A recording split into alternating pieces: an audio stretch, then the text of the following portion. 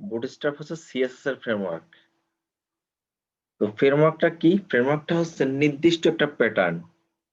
নির্দিষ্ট প্যাটার্নটা কি জিনিস? অর্থাৎ আমরা এখানে ইচ্ছা করলে আপনার নাম বা আমার নাম যে কোনো কিছু আমরা নিজেদের মতো করে ব্যবহার করতে পারি। আর কোনো একটা ফ্রেমওয়ার্ক হচ্ছে এটা ওয়ার্লড ওয়াইড ইন্টারন্যাশনালি স্বীকৃত, যেটা গোটা বিশ্বে একই প্যাটার্নে হয়। যেমন যেকোনো ক্লাসের নাম আমি আমার নামও দিতে পারি, আপনার নামও দিতে পারি, যেকোনো নাম দিতে পারি। বাট যখন একটা প্যাটার্নে যাব তখন কিন্তু আমরা আমাদের নাম এভাবে ব্যবহার করতে পারব না।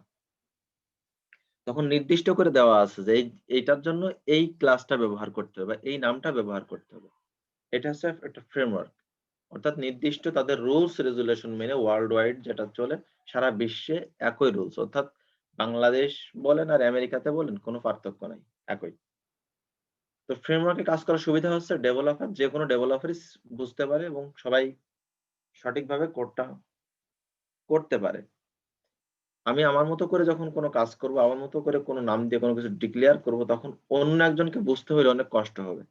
কিন্তু যখন একই কোড গোটা বিশ্বে চলছে, তখন সেই জিনিসটা সবারই জানা। অতএব খুব ইজি। তো আমরা ফার্স্টে W3 স্কুলে যাই। W3 school. এখান থেকে যে লার্ন বুটস্ট্র্যাপ এ ক্লিক করলাম। এখানে ২ টা অপশন দেখাচ্ছে বুটস্ট্র্যাপ 3, বুটস্ট্র্যাপ 4।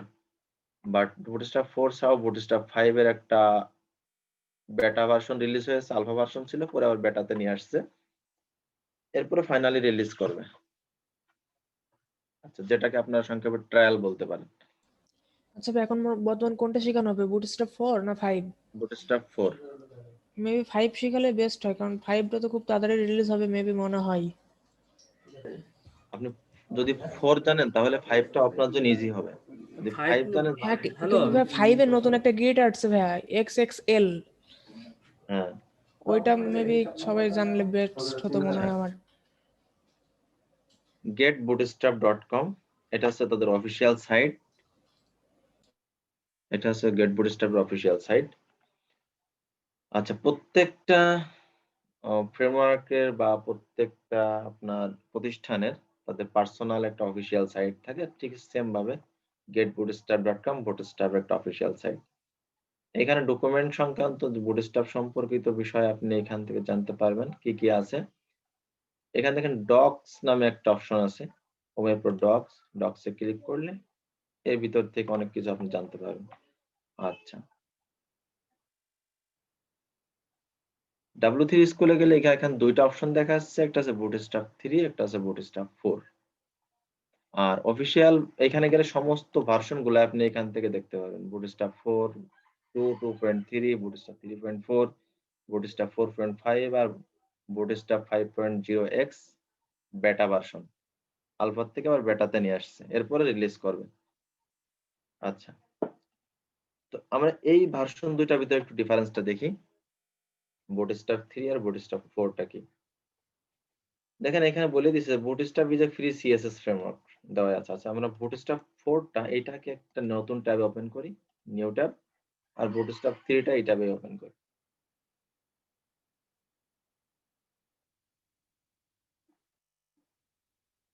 এটা হচ্ছে বুটস্ট্র্যাপ 3, এটা হচ্ছে বুটস্ট্র্যাপ 4। আচ্ছা, এটা হচ্ছে 3 ভার্সন, এটা হচ্ছে 4 ভার্সন। ওকে। আচ্ছা, এখন দেখেন 3 তে কি দেওয়া আছে? Bootstrap is the most popular HTML, CSS and JavaScript framework for developing responsive mobile first website. Bootstrap is completely free to download and use.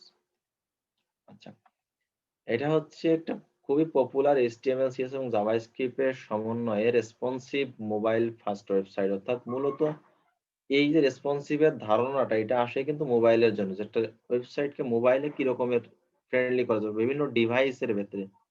ডিভাইসের ক্ষেত্রে কিভাবে অ্যাডজাস্টমেন্ট করা যায় সেটা থেকে মূলত এটা এই রেসপন্সিভটা।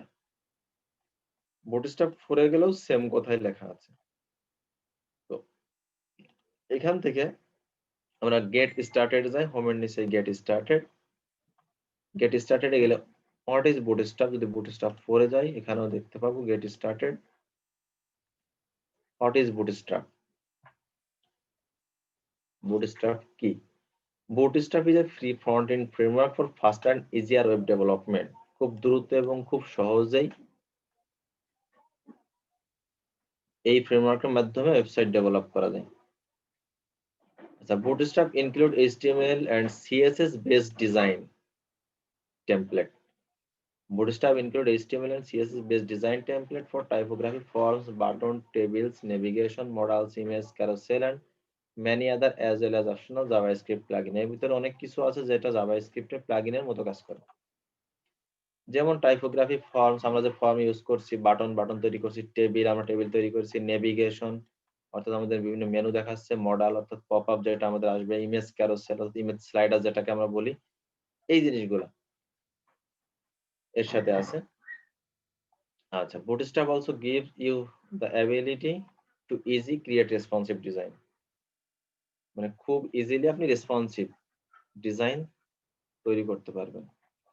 আচ্ছা, হোয়াট ইজ রেসপন্সিভ ডিজাইন? এখানে বলতেছে রেসপন্সিভ ডিজাইন আবার কি জিনিস? Responsive web design is about creating website which automatically adjust themselves to look good on all device from smartphone to large desktop. মানে ওই রেসপন্সিভ ডিজাইনটা হচ্ছে এমন একটা ডিজাইন যা যে কোনো ডিভাইসের ক্ষেত্রে অ্যাডজাস্ট করে নেবে, অটোমেটিক্যালি অ্যাডজাস্ট করে নেবে, সেটাই বলছে যে এটা হচ্ছে রেসপন্সিভ ডিজাইন। যাই হোক, এইখানে আবার নিচে দিয়েছে Bootstrap 3 ভার্সেস Bootstrap 4। এখানেও সেম কথাগুলো লেখা আছে যেটা দেখছিলাম।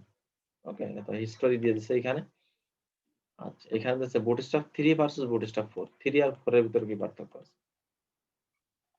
Bootstrap 4 is the newest version of Bootstrap. এটা তো অবশ্যই, যেহেতু লাস্ট এটা নিউয়েস্ট ভার্সন হওয়াটাই স্বাভাবিক। With new component, faster style sheet and more responsiveness.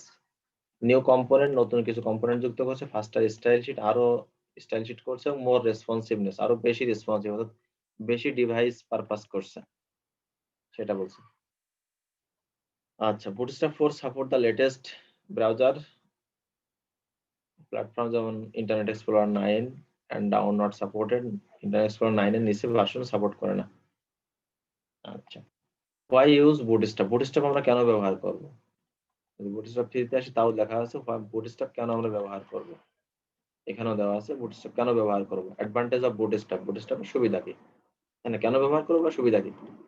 Easy to use, বলছে ইজি টু ইউজ, ব্যবহার খুব সহজ এটার। Anybody with just basic knowledge of HTML and CSS can start using Bootstrap. বলছে যে বেসিক HTML আর CSS এর knowledge থাকলেই সে Bootstrap শুরু করতে পারে। তো আমাদের যত নলেজ আছে আমরা শুরু করতে পারি। Responsive features, Bootstrap responsive CSS adjust to phone, tablet, desktop, মানে প্রত্যেকটাই রেসপন্সিভ সুন্দরভাবে দেখাবে সেটা।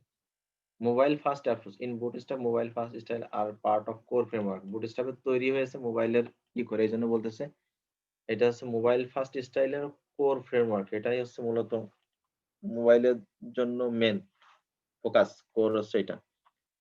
Browser compatibility, Bootstrap 4 is compatible with all modern browser। এই ব্রাউজার গুলার সাথে সে কাজ করতে পারে। আচ্ছা, where to get Bootstrap 4? Bootstrap 4 আপনি কোথায় পাবেন? There are two way to start using Bootstrap 4 on your own website. আপনার ওয়েবসাইটে আপনি দুইটা ওয়েতে Bootstrap 4 ব্যবহার করতে পারেন।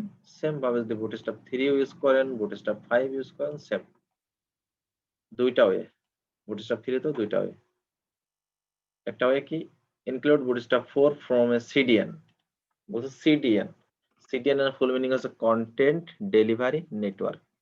Content delivery network, CDN।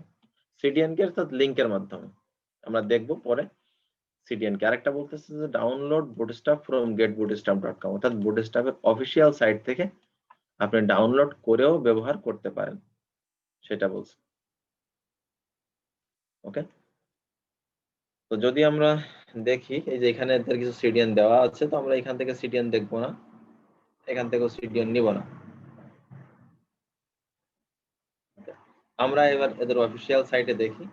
এদের অফিসিয়াল আপনি যেই ভার্সন চান সেই ভার্সনে এখান থেকে যাইতে পারবেন, যে ভার্সন চান সেই ভার্সনে এখান থেকে যাইতে পারবেন। যে পূর্বের ভার্সনে নিয়ে চলে আসছে একদম 2.00। যাই হোক, আমি পূর্বের ভার্সন থেকে আবার ব্যাকে আসি। ডক্স বুটস্ট্র্যাপ 4.5 যদি আমি এখানে যাই, এখান থেকে এখানে ডাউনলোড অপশন আছে, এই লাইনে এখানে ডাউনলোড অপশন আছে, ডাউনলোড অপশন এখান থেকে ডাউনলোড করতে পারেন, আপনি এখান থেকে ডাউনলোড করতে পারেন, একটা জায়গা থেকে ডাউনলোড করলে হবে যদি ডাউনলোড করে ব্যবহার করতে চান। আচ্ছা, আর যদি সিডিএন ব্যবহার করতে চান তাহলে যে ইন্ট্রোডাকশনে ক্লিক করুন, এখানে সিএসএস সিডিএন দেওয়া আছে, এগুলো আমরা পরে দেখবো, আগে ডাউনলোড করে দেখবো, এরপর সিডিএনটা আসলে দেখবো। এই যে এখানে লিংক দেওয়া আছে, লিংকটা জাস্ট ওখানে কপি পেস্ট করে দিলেই হয়ে যাবে, যে এখানে জাভাস্ক্রিপ্টের লিংক দেওয়া আছে, এই লিংকগুলো কপি করে দিলেই হবে। আচ্ছা, তো ফার্স্ট অফ অল আমরা ডাউনলোড করে দেব, যেখান থেকে ডাউনলোড, এখান থেকে ডাউনলোড করতে পারি বা এখান থেকে ডাউনলোড করতে পারি। আমি এখান থেকে ডাউনলোডে ক্লিক করলাম, চলে আসছে, ডেস্কটপে ডাউনলোড করব, স্টার্ট, ওকে, আমার ডাউনলোড হয়ে গেছে, এই যেটা চলে আসছে। আচ্ছা, এখন একটু খেয়াল করেন, বুটস্ট্র্যাপ 3, বুটস্ট্র্যাপ 3 এর বেসিক, গ্রিড বেসিকে যাই, বুটস্ট্র্যাপ 3 এর গ্রিড বেসিক। আচ্ছা, বুটস্ট্র্যাপ 4 এর গ্রিড বেসিকে আসি, দুইটা গ্রিড বেসিক হবে। এই গ্রিডগত দিক দিয়ে ঠিক আছে, সমস্যা নাই, এটাও যা এটাও তাই, এই জায়গায় কোনো প্রবলেম নেই, প্রবলেম আছে একটু নিচে দেখেন, the bootstrap grid system has 4 classes, চারটা, বুটস্ট্র্যাপ 3 তে 4টা, আর বুটস্ট্র্যাপ 4 এ 5টা। The bootstrap 4 grid system has 5 classes, 5টা। এইখানে বলছিল না যে মোর রেসপন্সিভনেস, বেশি রেসপন্সিভ করার জন্য এইটা করা। আচ্ছা, তো বুটস্ট্র্যাপ 3 তে কি আছে, এক্সেস, দেখেন একটা ক্লাস আছে XS for phone screen less than 768 pixel, আর 768 পিক্সেলের নিচেই ফোনের জন্য এইটা, এই ক্লাসটা, এই গ্রিড সিস্টেমটা। আচ্ছা, SM for tablet screen equal or greater than 768 pixel, 768 পিক্সেলের সমান বা তার বেশির জন্য এসএম মানে স্মল ডিভাইস।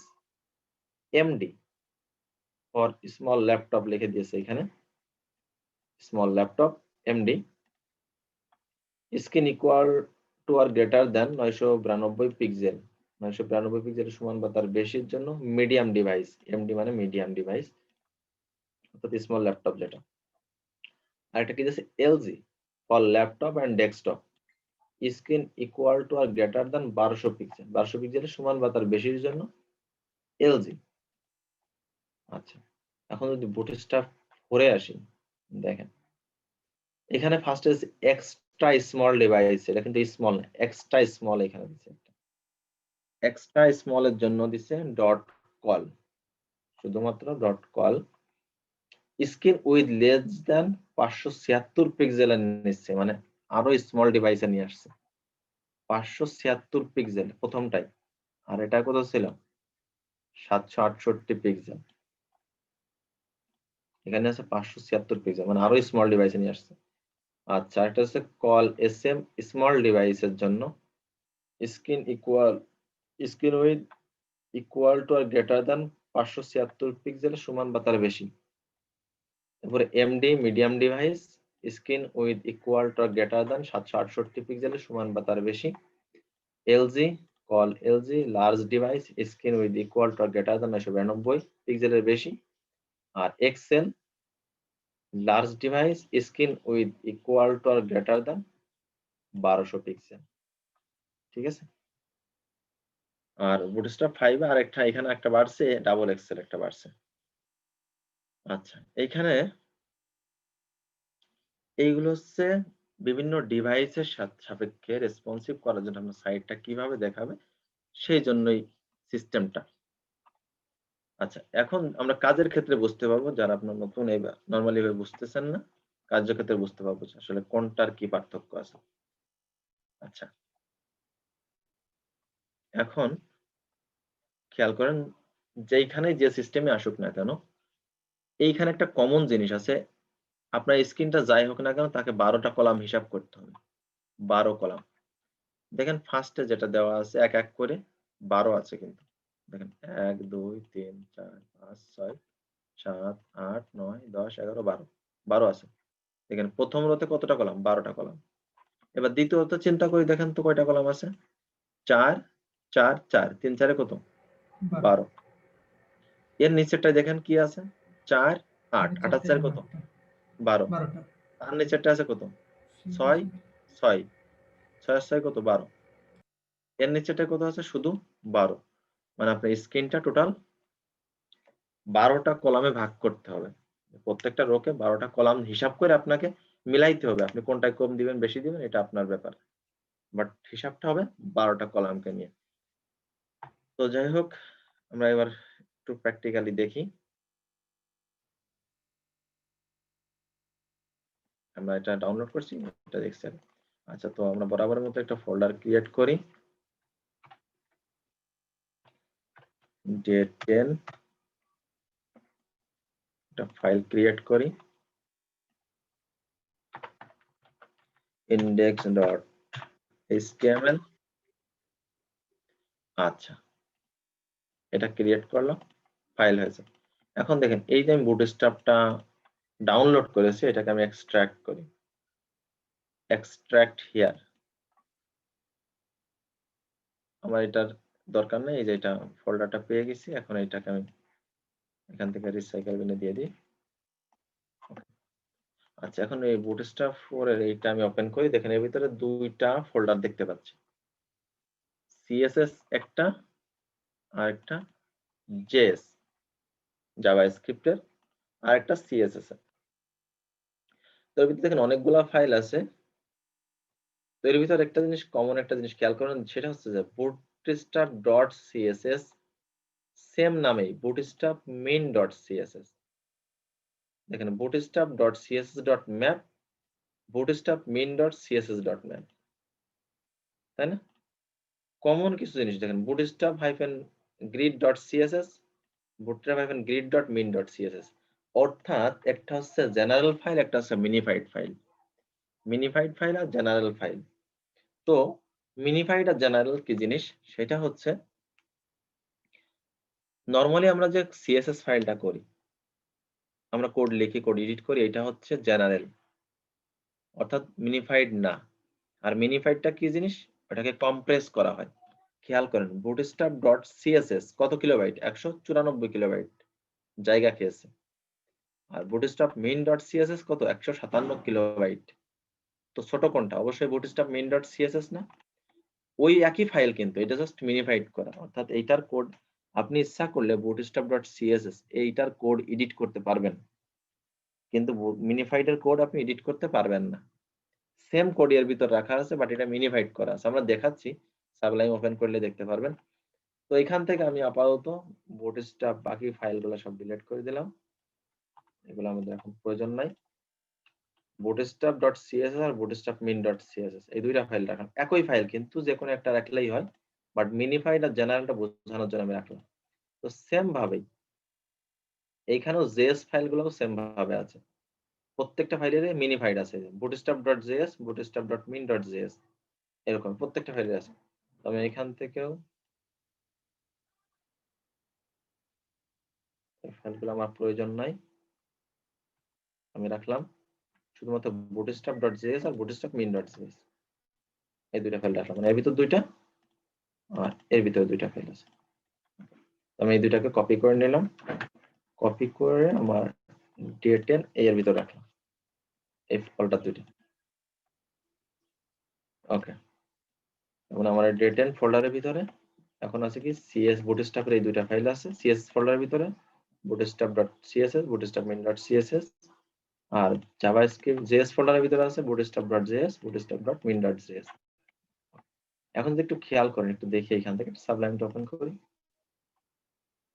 পুরো ফাইলটা পড়ে নিচ্ছি আগে সিএসএস ফাইলটা একটু দিই দেখেন সিএসএস ফাইলটা এনে যদি একটু রাখি এর উপরে খেয়াল করেন আচ্ছা bootstrap.css টা ওপেন করি আর bootstrap main.css দুইটা ওপেন করি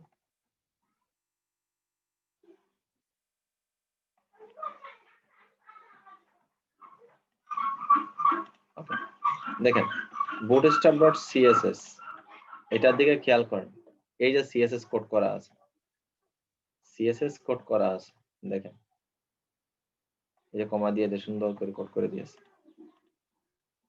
এই যে মিডিয়া কোয়েরি ইউজ করছে, হাজার হাজার লাইন কোড করা আছে, এর ভিতরে হাজার হাজার লাইন কোড করা। টোটাল কত লাইন কোড করা আছে দেখি, কত হাজার লাইন বুটস্ট্র্যাপে কোড করা আছে। বুটস্ট্র্যাপে কোড করা আছে হচ্ছে 10,262 লাইন কোড করা আছে এখানে, 10,262 লাইন কোড করা আছে। এইটার থেকে কিন্তু আমরা কোড চেঞ্জ করতে পারি। এটা কোনটা bootstrap.css, এটা কিন্তু নরমাল ফাইল, জেনারেল, আমরা যেমন সিএসএস করি না সেম ভাবে করা, ঠিক আছে। আর এই যে bootstrap.min.css যে ফাইলটা দেখেন, bootstrap.min.css, এইটা হচ্ছে মিনি ফাইল, কম্প্রেস করা বলতে পারেন। এটা কিন্তু আপনি নিচের দিকে আর পাবেন না, এটা জাস্ট ডাইনের দিকে একটা লাইন গেছে, দেখেন এই যে ডাইনের দিকে একটা লাইন চলে গেছে, এটা কম্প্রেস করা, অনেকটা কমেন্ট করা টাইপের মনে হয় দেখে, ঠিক আছে। bootstrap.min.css এটাই ভাবে করা। তো এটা আমরা এডিট করতে পারবো না, আমাদের এডিট করতেছে এটা, তো অবশ্যই আমরা এডিট করব না, কারণ এটা ওয়ার্ল্ড ওয়াইড স্ট্যান্ডার্ড সেম ভাবে চলতেছে, এটা আমাদের এডিট করার কোনো প্রয়োজন নাই। আচ্ছা, তো কেটে দিলাম। এখন আমরা বুঝতে পারছি মিনিফাইড আর জেনারেল ফাইলের মধ্যে কি পার্থক্য। মিনিফাইডটা আমরা এডিট করতে পারবো না, জেনারেলটা ইচ্ছা করে এডিট করতে পারবো, বাট এই জন্য মিনিফাইডটা সবসময় ব্যবহার করা হয়। যে আপনি এটা ব্যবহার করলেও হবে, নর্মাল এটা ব্যবহার করলেও হবে, বাট মিনিফাইডটা সবসময় ব্যবহার করা হয়। কারণ কি, দেখেন আপনার এই ফাইলটার সাইজ 194 কিলোবাইট আর এটার সাইজ 197 কিলোবাইট, তার মানে মিনিফাইডটা অলওয়েজ ছোট। আর যখন ছোট হবে, ফাইলের সাইজ অল্প হবে, তখন সেই ফাইল দ্রুত লোড হবে, আপনার সার্ভার দ্রুত লোড হবে, এরপর আপনার ফাইল দ্রুত কাজ করবে, আপনার জায়গা স্পেস কম লাগবে, এই জিনিসগুলা অনেক সুবিধা আছে। তো আমরা দুইটা দিয়ে দেখবো দুইটাই আসলে কাজ করে কিনা। সেম ওইটাও যায় যে সেম জিনিস, একই ওইটাও, এটা এডিট করা যাবে, এডিট করা যায় না, আমি ওইটা নিচ্ছি না এখন। ডে10 এই ফোল্ডারটাকে আমি সাবলাইমের উপর আনলাম, index.html, এটাকে ওপেন করি, html5 ডে10,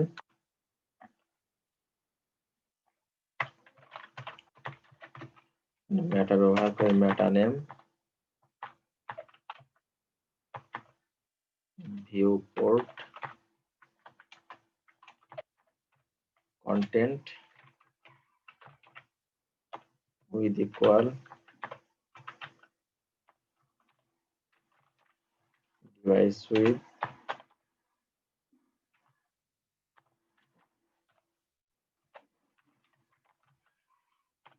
initial scale 1। আচ্ছা, এখন দেখেন এই যে লিংক, এখানে তো লিংক করাইতে হবে তাই না, আমি কোনটা লিংক করাবো, এই যে সিএসএস এর ভিতরে আমার যে ফাইলটা আছে, তো কি আছে, একটা হচ্ছে bootstrap.css আর একটা হচ্ছে কি bootstrap.min.css।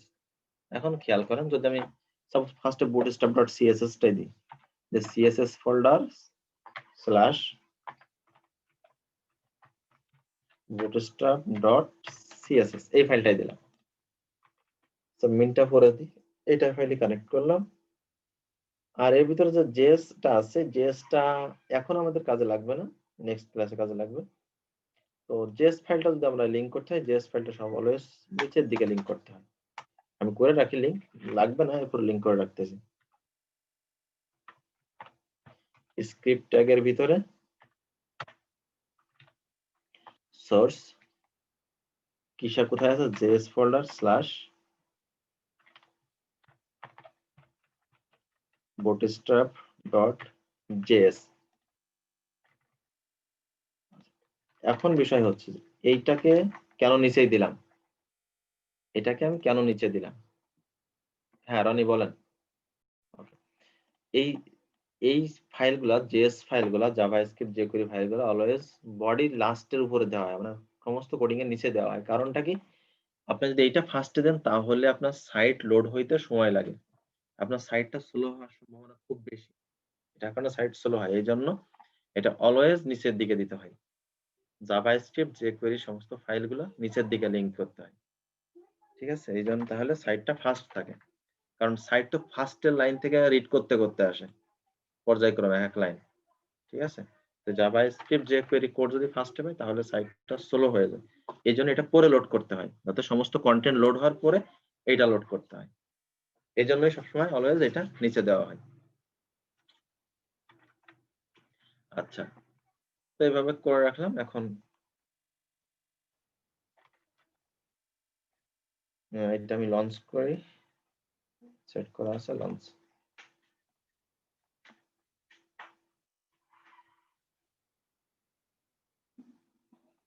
ওকে, এখন দেখেন যদি এর ভিতর সিম্পল এখন আমি H1 নিই, শুধু লিখি বুটস্ট্র্যাপ, আউটপুট দেখেন একটু কিন্তু চেঞ্জ হয়েছে, তাই না? ফন্টটা একটু চেঞ্জ হয়েছে না? H1 এর ভিতর দিলে কিন্তু এইভাবে আসার কথা ছিল না, দেখেন একটু চেঞ্জ হয়েছে, এইভাবে আসছে, খেয়াল করেন। জাস্ট H1 দিয়েছি, এইভাবে আসছে। যদি আমি এই যে লিঙ্কটা উঠাই দিই, সিএসএস বুটস্ট্র্যাপ, এটা মনে করেন কাট করে দিলাম, লিঙ্ক নাই, সেভ করে এবার আউটপুট দেখি, দেখেন পরিবর্তন হয়েছে না? এরকম হয়ে গেছে। আর যখন লিঙ্কটা আসে তখন এটা কি অন্যরকম পরিবর্তন হয়ে গেছে, এটা অন্যরকমের হয়ে গেছে। আচ্ছা, এখন খেয়াল করেন যদি bootstrap ডট সিএসএস জায়গায় dot bootstrap dot min dot CSS দিই, কি ছিল bootstrap ডট সিএসএস জায়গায় min ডট সিএসএস দিলাম, দেখেন তো আউটপুটে কোনো পরিবর্তন আছে? কোনো পরিবর্তন নেই, যেভাবে আছে সেভাবে। আচ্ছা, আরো ক্লিয়ার হবে, একটু খেয়াল করেন। আচ্ছা, H1 দিলাম, এখন নরমালি এখানে H1 এই অবস্থায় আছে। এখন যদি এখানে ডট কন্টেইনার, মনে করেন এই ডট কন্টেইনারের ভিতরে আমি একটা H1 দিলাম, H1 ডট কন্টেইনারের ভিতরে একটা দিলাম, এটা দিলাম স্টার্ট বুটস্ট্র্যাপ, বুটস্ট্র্যাপ, দেখেন এটা কোথায় শুরু হলো? এইখানে শুরু হলো, এই পাশে কিন্তু জায়গা ফাঁকা, আর এটা কোথায় আছে? নরমালি এখানে আছে। আচ্ছা, এখন যদি আরেকটা জিনিস খেয়াল করেন, যদি এখানে আরেকটা জিনিস কাজ করে, control shift D, container fluid, container fluid দিলাম একটা, এখানে স্টার্ট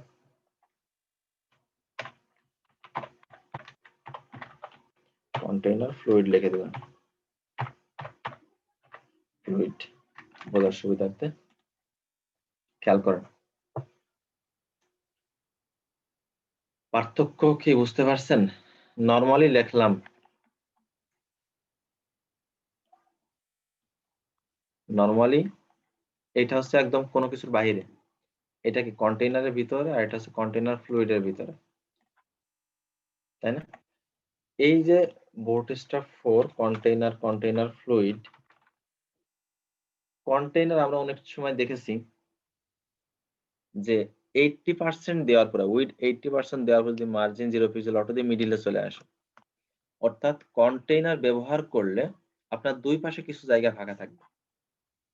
কন্টেইনার ব্যবহার করলে দুই পাশে কিছু জায়গা ফাঁকা থাকবে। যেমন যদি আমি এখানে পি ট্যাগ নিই, লরেমের 100 ওয়ার্ড নিই, কন্টেইনারের ভিতরে দেখেন এই পাশে কিছু জায়গা ফাঁকা, এই পাশে সেম জায়গায় ফাঁকা থাকে, ডাইনে বামে সেম জায়গা ফাঁকা থাকবে। আর কন্টেইনার ফ্লুইড যেটা, এর ভিতরে একটা পি ট্যাগ অলরেডি দেখতেই পাচ্ছেন, লরেমের 200 ওয়ার্ড নিলাম, দেখেন এর কিন্তু ডাইনে বামে জায়গা ফাঁকা নেই, সিম্পল যেটা বর্জিন মার্জিন প্যাডিং আছে সেটা সিম্পল, তাছাড়া কিন্তু এটার মতো জায়গা ফাঁকা নেই, স্পেস ফাঁকা নেই। ওকে, তো কন্টেইনার আর কন্টেইনার ফ্লুইড এই দুইটা, এখন আপনি আপনার সাইটটা কি দিয়ে তৈরি করবেন, অর্থাৎ কোন জায়গা কন্টেইনারের ভিতর রাখবেন আর কোন জায়গা কন্টেইনার ফ্লুইড রাখবেন, সেটা আপনার উপর ডিপেন্ড করে। কিছু কিছু সাইট আছে কন্টেইনার ফ্লুইড দিয়েও ব্যবহার করা হয়, কিছু জায়গা আছে কন্টেইনার দিয়েও করা হয়। অর্থাৎ কিছু সাইটে দেখবেন দুই পাশে কিছু ফাঁকা থাকে পেজের, আর কিছু আছে টোটালি একদম এপাশ ওপাশ সেম। ওকে, এটা হচ্ছে কন্টেইনার ফ্লুইড। যাই হোক, ভাই এটা কি রেসপন্সিভ? যা হ্যাঁ অবশ্যই এটা রেসপন্সিভ। হ্যাঁ, আমাদের এই ক্লাসগুলোর ব্যাকগ্রাউন্ডের কাজটা কি ভাই আপনার ওই যে আপনি একটু কোড দেখলেন 10,000 লাইনের কোড, ওটার মধ্যে করা আছে সব কাজগুলো? হ্যাঁ সব ওটার ভিতরে করা আছে, এখানে সব ওটার ভিতরে করা আছে। শুধুমাত্র ক্লাসগুলোর নেম চেঞ্জ করলে ডিফারেন্ট ফিচার পাচ্ছি আমি এখানে। হ্যাঁ শুধুমাত্র ক্লাসগুলো চেঞ্জ করলে হয়ে যাবে, আর কিচ্ছু করা লাগবে না আপনার। মনে করেন দেখেন, এই যে স্টার্ট বুটস্ট্র্যাপ, এখানে একটা কালার আছে না, এখানে তো এই কালার আছে। মনে করেন আমি এখানে কালারটা চেঞ্জ করে দিব। ধরেন স্টার্ট বুটস্ট্র্যাপ, এখানে একটা ক্লাস ব্যবহার করলাম, টেক্সট ডেঞ্জার, কালার চেঞ্জ হয়ে গেছে না? এইটুকুর জন্য আমার তো আলাদা কালার। ভাই এই ক্লাসগুলো কি ওই ওই সিএসএস ফাইল থেকে দেখে দেখে করা লাগবে? না ওই সিএসএস ফাইল দেখেন, এগুলো আপনাদের আমি কিছু সোর্স দিয়ে দেবো, এখান থেকে দেখবেন, আর হচ্ছে এটা করতে করতে হয়ে যাবে। যেমন যদি এটার কোন একটা ক্লাস দিয়ে দিই, এটা ক্লাস দিলাম টেক্সট ইনফো, দেখেন এটা হয়ে গেছে। যদি এটাকে মিডিলে আনতে চাই,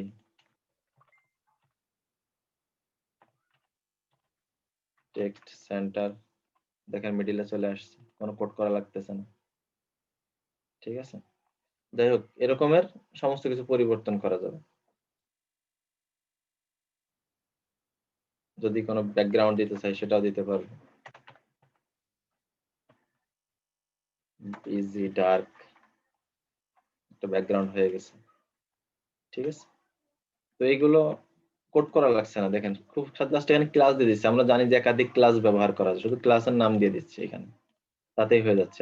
এই কাজটুকু করতে গেলে আমাদের কয়েক লাইন কোড করা লাগতো না, কিন্তু কি আমাদের একটা লাইনও কোড করা লাগছে না, অটোমেটিক হয়ে যাচ্ছে এগুলা।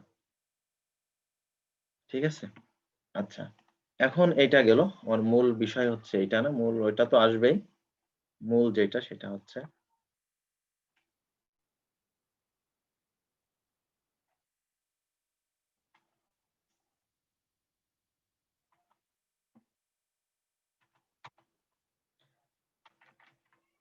আচ্ছা, তো bootstrap.min.css এটাই রাখছি। আমরা জানি দুইটা একটা রাখলেও, যে কোনোটা রাখলেই হবে, কোনোটা রাখলেও কোনো সমস্যা নাই, এই বিষয়ে আমরা ক্লিয়ার। bootstrap.css ও যা, bootstrap.min.css ও তাই, একটা মিনিফাইড আর একটা জেনারেল নরমাল ফাইল। আচ্ছা এখন খেয়াল করেন, আমরা এখন যে জিনিসটা দেখবো ক্লিয়ার। এখন আমরা যে গ্রিডের ভাগটা দেখব সেটা দেখেন, একটা রো কে ভাগ করতে হবে সবসময়। কি একটা রো কে, মনে করেন এখান থেকে দেখি পেইন্ট, মনে করেন একটা রো ধরে নেন, এইটাকে আমি কয়টা ভাগে আসলে ভাগ করতে চাচ্ছি, এটাকে আমি সমান ভাগও ভাগ করতে পারি। মনে করেন এরপরে আমি আর একটা রো নিলাম, এটাকে আমি আরো বেশি ভাগে ভাগ করতে চাচ্ছি, তাই না? সেটা আমার ব্যাপার, এক একটা রো নিব আলাদা আলাদা ভাগে ভাগ করবো, তো এইভাবে করতে পারি। তো সেম ভাবে যখন এর ভিতরে আমি কাজ করতে যাবো, তখন দেখেন ডট রো, একটা রো কে আপনি আসলে কয়টা কলামে ভাগ করবেন, একটা রো কে আপনার তো তখন সিদ্ধান্ত নিতে হবে যে আসলে আমি যেটা শুরু করতে চাচ্ছি এইটার ভিতরে আমি আসলে কি কি রাখবো, বা আমাকে কয়টা ভাগে ভাগ করা দরকার, তাই না? যেমন আমরা কিন্তু ভাগ করেছিলাম গত ক্লাসে, যে ফার্স্টে কন্টেইনার লেফট নিয়েছিলাম আর কন্টেইনার রাইট নিয়েছিলাম, একটা আছে 30%, একটা আছে 30%, একটা আছে 70%, তাই না? হ্যাঁ এইভাবে ভাগ করছিলাম না? সেম ভাবটা কিন্তু আমরা এখানে খুব দ্রুত মানে অল্প সময়ে করতে পারি। সেটা হচ্ছে টোটাল হচ্ছে 12 ভাগে ভাগ হবে, 12 কে হচ্ছে হিসাব করতে হবে টোটাল। আচ্ছা মনে করেন ডট কল এমডি, ধরেন মিডিয়াম ডিভাইসের জন্য কল এমডি 1 ইনটু 1, সাপোজ এটা 1 2 3 4 5 6 7 8 9 10 11 12, 12 আউটপুট দেখি এইখানে যে 12 চলে আসছে এভাবে, তাই না? আচ্ছা, যদি এটাকে একটু বর্ডার দিই তাহলে বুঝতে পারবেন। তো এই প্রত্যেকটা ক্লাসের ভিতরে বর্ডার দিয়ে দিব।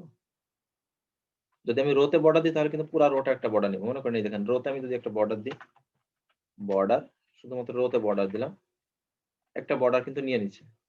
মাঠের ভিতর দিয়ে বর্ডার চাচ্ছিলাম, তো এই রোর বর্ডারটা উঠাই দিই, এই প্রত্যেকটা ক্লাসের ভিতরে একটা করে বর্ডার দিই।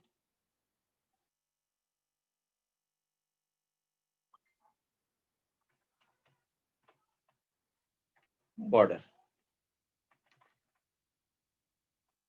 দেখেন, এটাকে 12টা ভাগে কিন্তু ভাগ হয়েছে।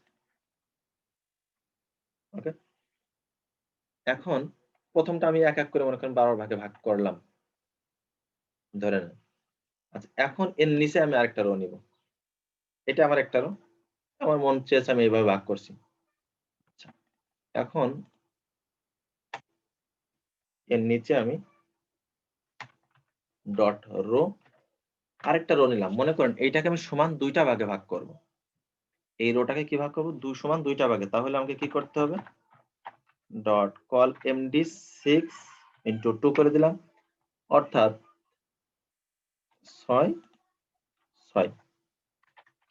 এখানে কত দিয়েছি? 1 1 না? কল এমডি 1 1 1 মানে 12টা। এখানে কত দিয়েছি? 6 6।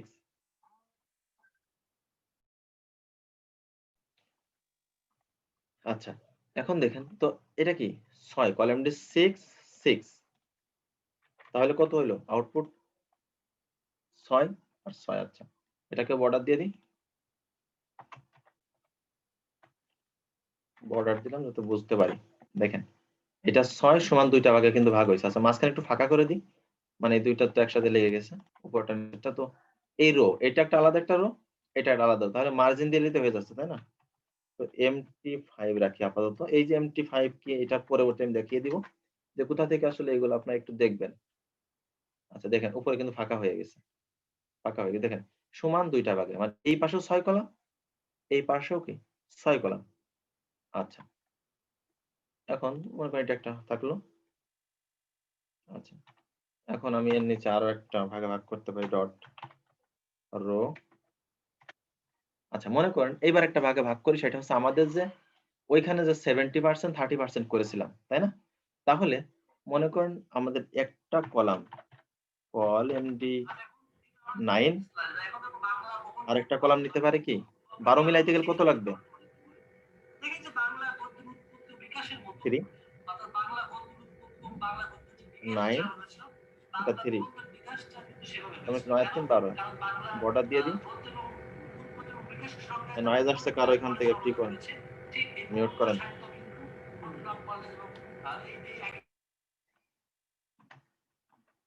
আর রো উপর থেকে মার্জিন নিয়ে নিলাম। দেখেন, এটা 9 কলাম দিলাম, এটা 3 কলাম দিলাম, ঠিক আছে? বা এটা 8 কলাম রাখতে পারেন, এটা 4 কলাম রাখতে পারেন, যেভাবে ইচ্ছা সুন্দরভাবে ডিভাইডেড হয়ে যাবে। ওকে, এটা এভাবে ভাগ করতে পারেন। আবার যদি টোটাল একটা আমি চাই, যে টোটালটা আমি চাচ্ছি, যে টোটালটা আমার লাগবে একটা, তাহলে কি dot rho dot column D 12, অর্থাৎ 12 কলামের টোটালটাই আমার, মানে ফুলটা নিয়ে নিলাম। দেখেন টোটালটা। আচ্ছা, মার্জিন টপ রাখি, এমটি মানে কিন্তু মার্জিন টপ বোঝায়, হ্যাঁ? আচ্ছা, দেখেন এই 12টা টোটালি আমার, তার মানে আমি যে কোনো ভাবে 3 ভাগে 4 ভাগে যত ভাগে ভাগ করতে পারি। তো মনে করেন আমি এর নিচে একটা রো নিলাম, রো। এখন মনে করেন প্রথমে আমি 3 কলাম রাখবো, মাঝে 6 কলাম রাখবো, আর ডাইনে কর্নার 3 কলাম রাখবো। এভাবেও রাখতে পারি, কম বেশি যত কলামে ভাগ করতে পারেন সমস্যা নেই আপনার। তাহলে ডট কল এমডি প্রথমটা 3 কলাম রাখি, আচ্ছা, এরপরটা 6, তারপরটা 3, তাহলে এখানে সাপোজ দিয়ে 3 6 3।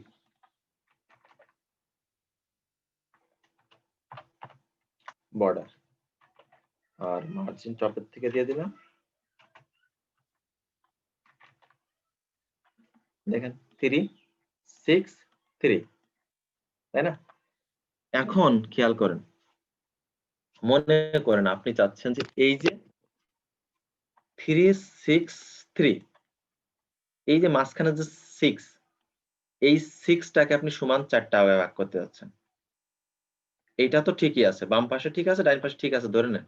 এখন আপনি চাচ্ছেন যে মাঝখানে যে 6টা আছে, এই 6টাকে আবার সমান 4টা ভাগে ভাগ করতে। 6 এর এই জায়গাটুকু সমান 4টা ভাগে ভাগ হবে। খেয়াল করেন কোনটা এটা, এই যে মিডিল এরটা, তাই না? মিডিল এর ভিতরে এবার খেয়াল করেন, স্পেস দিলাম, এর ভিতরে আবার রো নিলাম, ডট রো ডট কয়টা ভাগে ভাগ করব? 4টা ভাগে। তাহলে কত হবে? অল এমডি 4টা 3 করে হবে, তাই না? প্রত্যেকটা কলাম 3 4 12, 2 3 4টা।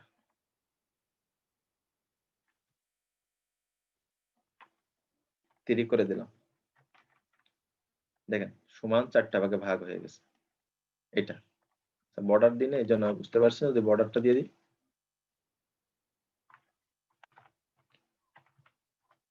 বর্ডার এক এক সমান করে 4টা ভাগে। ভাইয়া বলেন। একটা ফুল রোকে 12 ভাগে ভাগ করা লাগবে।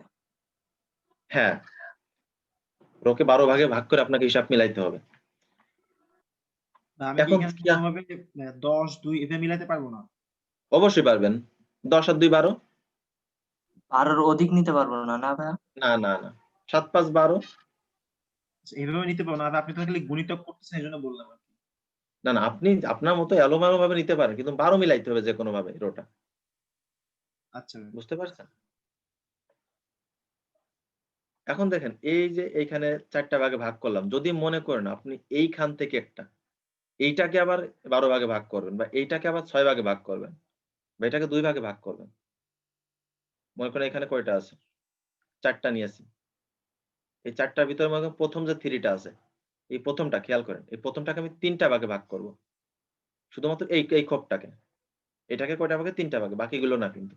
এই একটা খেয়াল করেন, ওইটাকেও কিন্তু আবার 12 ধরতে হবে, 12 ধরে ভাগ করতে হবে। দেখেন প্রথমটা, এই যে প্রথমটা, এটাকে আসলাম নিচে,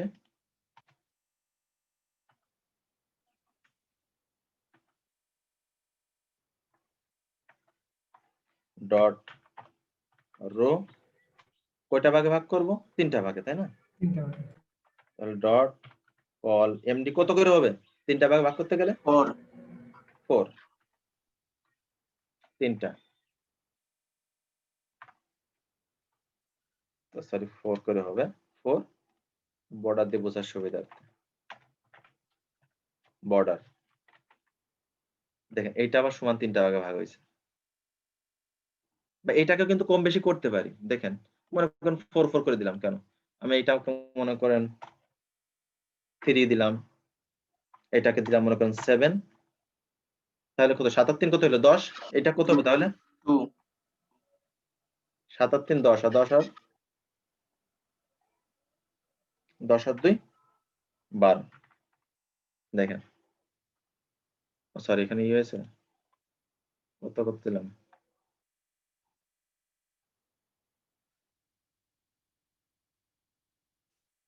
কল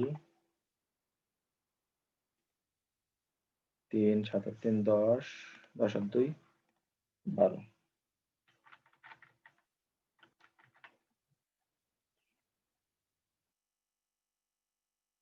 আচ্ছা আচ্ছা, বুঝতে পারছি। এর ভিতরে যে কন্টেন্টের জন্য নিচে চলে আসছে, কন্টেন্ট গুলো দেওয়ার জন্য নিচে চলে আসছে, কারণ ওইখানে দিয়েছি ওর ভিতর ধরতেছে না কন্টেন্ট। ওকে, এই জন্য নিচে চলে আসছে, মানে বর্ডার দেওয়া হয়েছে, প্রত্যেকটা বর্ডার আছে তো এই জন্য মোটা হয়ে গেছে আর কি, এই জন্য এটা নিচে চলে আসছে।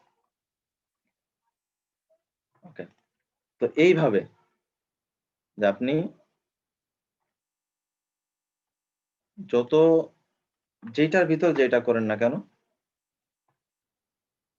12কে ক্যালকুলেশন করে মিলাই দিতে হবে আপনার। ওকে, আচ্ছা এখানে অনেকগুলো বর্ডার হয়ে গেছে, জাস্ট এটার বর্ডার রাখি, এটার বর্ডার আমার দরকার নাই, কারণ অনেক বর্ডারে মোটা হয়ে যাচ্ছে। এটা একটা বর্ডার, এই যে, আচ্ছা দেখি কয়টা বর্ডার হয়েছে। ওকে, প্রত্যেকটা বর্ডার দেওয়া দেখার জন্য বর্ডার দিয়েছি। আচ্ছা এটা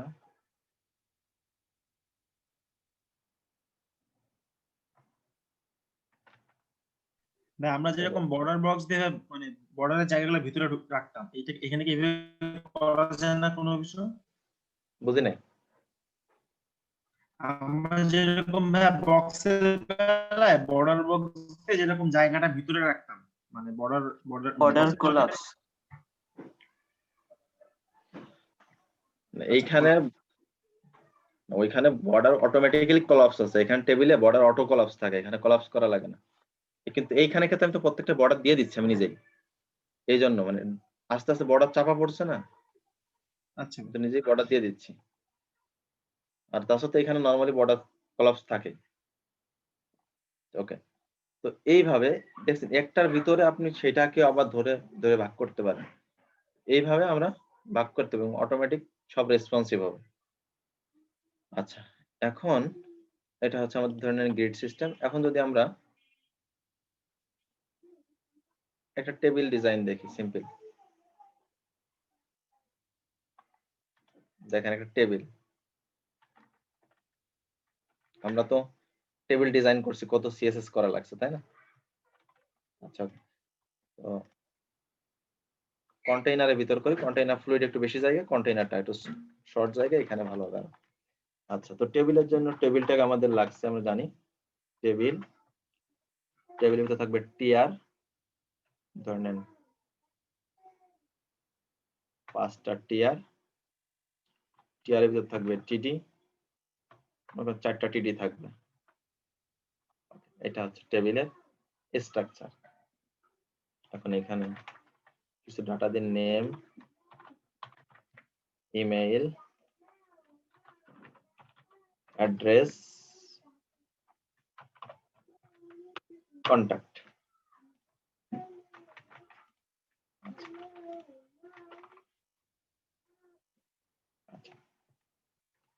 এখন এই যে টেবিলটা, এটা কিন্তু আমি কোনো রো কলামের ভিতর দেই নাই, তাই না? এটা কিন্তু কোনো রো কলামের ভিতরে দেই নাই, নর্মাল ভাবে রাখছি। আচ্ছা, হ্যাঁ মিম বলেন। আচ্ছা, গ্রিড সিস্টেম ওইটা আছে, তো এটা দেখিয়ে দিব, কোডগুলো ওইখান থেকে দেখতে পারবেন, এই জন্য আমি এখান থেকে ই করে দিলাম, ডিলিট করে দিলাম।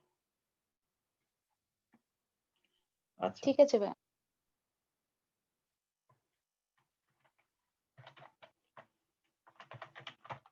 নেম,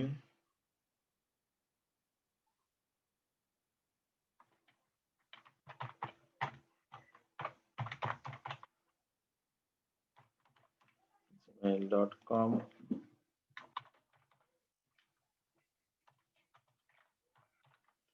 মাগুরা,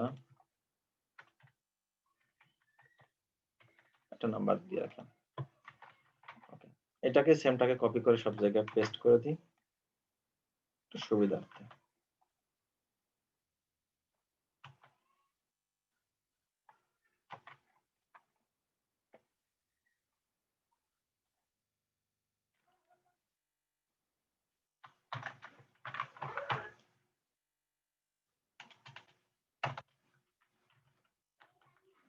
মারুফ,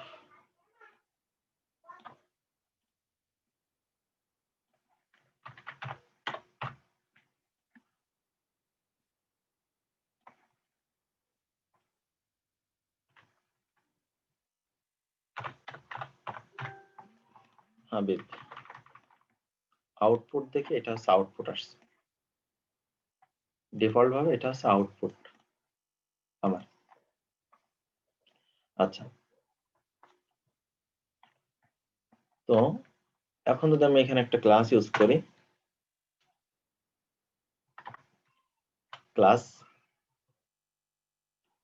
ক্লাসের নাম দিলাম টেবিল, টেবিলের ভিতরে ক্লাস নিলাম, ক্লাসের নাম দিলাম টেবিল। আউটপুটটা দেখি এবার, একটা ক্লাস দিয়েছে অনলি, দেখেন এই হচ্ছে আউটপুট হয়েছে, এটা আউটপুট। আচ্ছা, আর এই ফার্স্ট একটা টিডি জায়গা টিএইচ করে দিই, টিএইচ। ওকে, এটা শুধুমাত্র কি করলাম, টেবিলের ভিতরে একটা ক্লাস ডিক্লেয়ার করলাম টেবিল, দেখেন বর্ডার বটম দিয়ে একটা টেবিল তৈরি হয়ে গেছে, তাই না?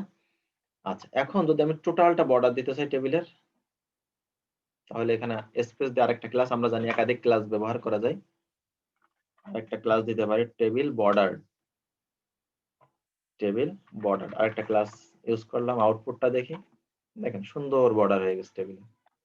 এই টেবিলের জন্য কত কিছু করা লাগছে, অথচ দুইটা ক্লাসে আমার টেবিল হয়ে গেছে। মানে বাংলা ল্যাঙ্গুয়েজের মধ্যে এগুলো ভাই হ্যাঁ, একদম ইজিলি লেখা যাচ্ছে, মানে বাংলার মতো সহজে বোঝা যাচ্ছে। হ্যাঁ। এখন ভাই তাহলে মনে করুন, সিএসএস শিখলাম কেন? সেটাই তো কথা, ওটা দরকার ছিল না, শুধু শুধু কষ্ট করছি। এখন খেয়াল করেন, বুঝতে পারছেন এই না যে তো এটা এখন? স্যার ভাই ওয়ার্ডপ্রেসেও তো লাগবে ওই সিএসএসটা, আমাদের সিএসএস তো সবসময় লাগবে, পোস্ট আপ করার সময়ও তো লাগবে, যখন আমরা একটু দেখা যাচ্ছে উইথ হাইট যখন করব, অনেক ক্ষেত্রে লাগবে সিএসএস। বুটস্ট্র্যাপ লাগবেই, এক্সটার্নাল সিএসএস ছাড়া কখনো সাইট হবে না। না, সিএসএস ছাড়া কোনো বুটস্ট্র্যাপে হয়তো 70% কাজ হবে, বাট 30% এক্সটার্নাল লাগবে। আচ্ছা, এখন দেখেন এইটা কোডটা এখানে আছে, যদি এটাকে মিডিলে আনতে চাই, মনে করেন এই সমস্ত টেক্সট গুলোকে আমি মিডিলে আনবো, তাহলে আমি দিতে পারি টেক্সট সেন্টার। দেখেন সমস্ত টেক্সট আমার মিডিলে চলে আসছে, তাই না? আমরা আগে যেটা করছিলাম যে একটা একটা অন্য কালার করছিলাম, মানে ওই যে জোড় বিজোড় একটা কালার করে দিয়েছিলাম আমরা, তো এখানে আমরা করতে পারি টেবিল স্ট্রিপড। টেবিল স্ট্রিপ করে দিই, দেখেন এখানে সুন্দর কালার হয়ে গেছে, তাই না? একটাই কালার একটাই কালার, সুন্দরভাবে আমরা কিন্তু এগুলো করেছিলাম, এনটিএইচ সাইল দিয়ে করেছিলাম, তাই না? Okay. আচ্ছা, এখন আমরা একটা টেবিল একটা হভার করতে পারি, তাই না? আমরা হভার করেছি, লিখি টেবিল হভার।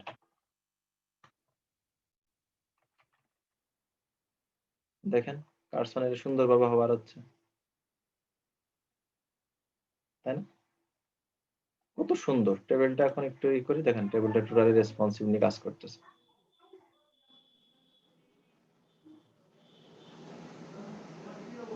ঠিক আছে, তো কিছু কোডই করলাম না, একটা টেবিল আমার তৈরি হয়ে গেল। একটা কোডও করলাম না, একটা টেবিল তৈরি হয়ে গেল। দেখেন কি করছি, শুধুমাত্র টেবিল একটা ক্লাস, এই ক্লাসটা ব্যবহার করছি টেবিলের জন্য, মানে টেবিলের স্ট্রাকচারটা ফিট আনার জন্য। আচ্ছা, টেবিল বর্ডার দিয়েছি সব জায়গায় বর্ডার দেওয়ার জন্য, টেক্সট সেন্টার দিয়েছি সমস্ত টেক্সট গুলাকে মিডিলে আনার জন্য। টেবিল স্ট্রিপ ইউজ করছি যে একটা সাদা একটা অ্যাশ কালার হবে, মানে একটা থাকবে। টেবিল হবার, তো টেবিলে পার্সন নিলে হবার হবে, তাই না? যদি আপনি চান টেবিলে কোনো একটা ব্যাকগ্রাউন্ড কালার দেবেন, দিতে পারেন। মনে করেন সাপোজ একটা ব্যাকগ্রাউন্ড কালার দিবেন, যে ধরে নেন table dark, table dark. Output দেখেন সুন্দর, টেবিলটা ডার্ক হয়ে গেছে, তাই না? সুন্দর টেবিল দেখা যাচ্ছে। কিন্তু এখন আবার এভাবেও দিতে পারেন যে টেবিল ডার্ক, এটা এটা না দিয়ে আপনি এভাবেও দিতে পারেন, এটা বিজি দিতে পারেন, ব্যাকগ্রাউন্ড বিজি ইনফো অন্য কালার দেওয়ার জন্য। দেখেন অন্য কালার হয়ে গেছে টেবিলের। যদি এখানে দিয়ে বিজি সাকসেস, তাহলে কালার কিন্তু ব্যাকগ্রাউন্ড বিজিতে ব্যাকগ্রাউন্ড এইচটিএমএল মনে আছে আপনাদের সম্ভবত, বিজি কালার রেড ছিল। ওকে, বিজি যদি ওয়ার্নিং দিই, বিজি ওয়ার্নিং, কালার দেখেন চেঞ্জ। ঠিক আছে, এভাবে খুব ইজিলি দেখেন আমরা কাজ করতে পারছি। আচ্ছা, ওকে, তো এখানে টেবিল ডার্কটা ইউজ করি, সুন্দর লাগে, এটা দেখতে অনেক সুন্দর লাগে। আচ্ছা, এটা মিডিলে আছে, এটাকে সেন্টারে রাখি, এটা মিডিলটা দরকার নাই, টেক্সট সেন্টার এটার দরকার নাই। ওকে, সুন্দরভাবে আসছে। যদি মনে করেন টোটালটা এখানে থাকবে না, শুধুমাত্র এইগুলোকে সেন্টার রাখবে, যে মেইল, ইমেইল অ্যাড্রেস, কন্টাক্ট, এইগুলোকে মিডিলে রাখবো, তাহলে আমরা এখানে একটা ক্লাস ইউজ করতে পারি। এই যে টিআর এর ভিতরে একটা ক্লাস ইউজ করে দিই, ক্লাস টেক্সট সেন্টার,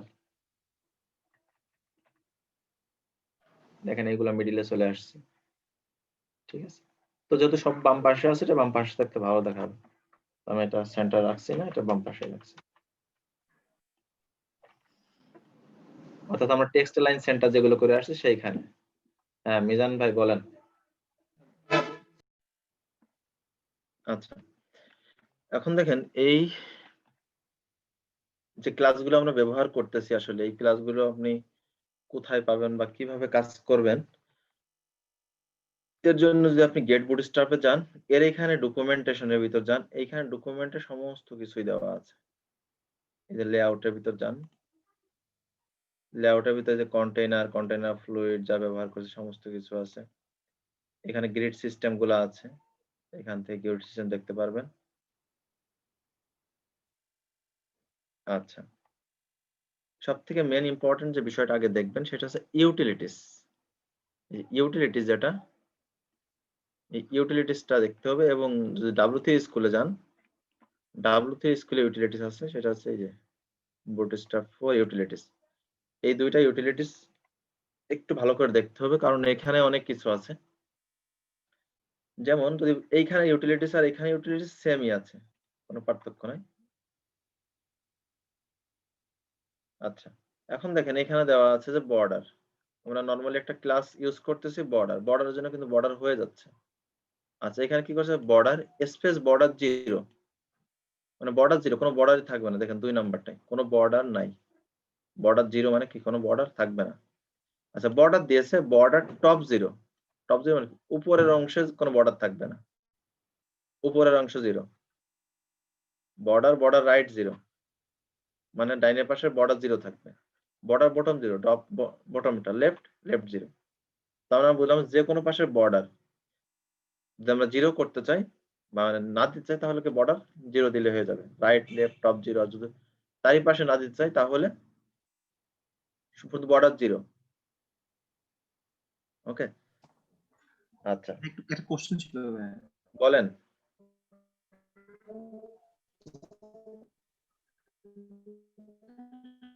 ভাই বর্ডার আর বর্ডার 0 ভাই, এই দুইটা ভাই না দেয়া মানে না দিলে সমস্যা আছে কোনো? মানে আমি তো বর্ডার 0 দিয়েছি। বুঝি নাই। হ্যাঁ, আমি হচ্ছে এখানে বর্ডার দিচ্ছি বা বর্ডার 0 করে দিচ্ছি, তাহলে তো বর্ডার দেওয়া না তো সমান হয়ে যাচ্ছে না এখানে আমার?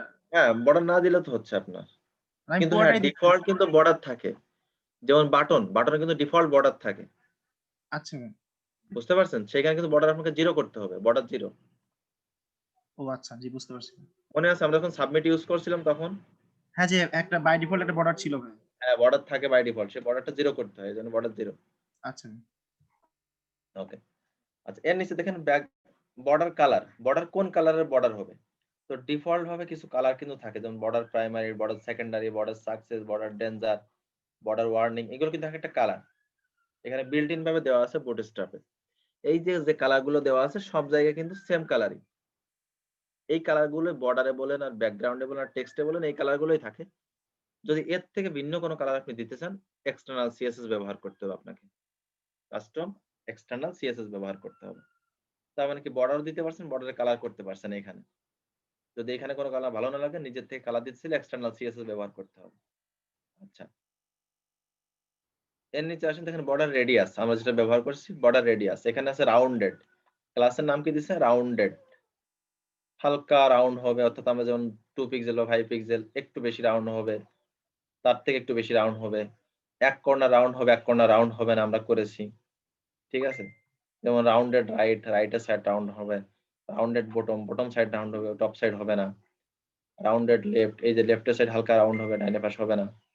রাউন্ডেড সার্কেল একদম বৃত্ত হয়ে যাবে, ঠিক আছে। আর রাউন্ডেড 0 কোনো রাউন্ডেডই হবে, বুঝা গেছে? এইখানে মানে বর্ডার রেডিয়াস যেটা, সেটা আর কি এখানে ব্যবহার করছে। এই ক্লাসগুলো ব্যবহার করে এটা করতে পারেন। আচ্ছা ফ্লট ক্লিয়ার ফিক্স, এটা আমরা করেছি। ফ্লট লেফট, ফ্লট রাইট, এটা আমরা করেছি। আচ্ছা, এরপরে আছে সেন্টার অ্যালাইনমেন্ট এমএক্স অটো অর্থাৎ এমএক্স বলতে মার্জিন এক্স অক্ষ বরাবর লেফট রাইট দিয়ে সেন্টার, অটো বলতে মিডিলে থাকবে। এটা কাজের সময় আরো বুঝতে পারবো।